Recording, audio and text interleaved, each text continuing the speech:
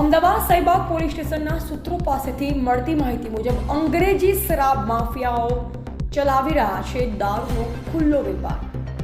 PI સાહેબે આ વિસ્તારમાં ગેરકાયદેસર ધંધો કરવાની મૌખિક પરવાનગી આપી અને લાખો રૂપિયાના હપ્તા લેવાની કોઈ મજબૂરી કે પ્રલોભન ન હોય ત્યારે જ વિદેશી દારૂની પરવાનગી આપી હતી. આવી સ્થિતિમાં રાજ્યના ગૃહમંત્રી શ્રી હર્ષ સંઘવી મોટી વાતો કરે છે.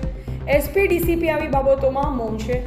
તેઓ આવી બાબતો પર ધ્યાન આપતા નથી. તેઓ માત્ર દેખાડો જોઈ રહ્યા છે, જેથી જ ડીજી વિજિલન્સને મોકલવામાં આવ્યા છે. ગાંધીનગરથી અમદાવાદ સુધી દરોડા પાડવા પડે છે. અમદાવાદના સાઈબાગ પોલીસ સ્ટેશનના સર કોઈ ડરતા નથી. કાયદો આપોઆપ બને છે. કાયદાના રક્ષકો પોતે તેઓ ડીજી વિજિલન્સના કે ડીજીપીથી ડરતા નથી. તેમણે બિંદાસ દારૂ વેચવાની અને હપ્તા લેવાની પરવાનગી આપવામાં આવી છે.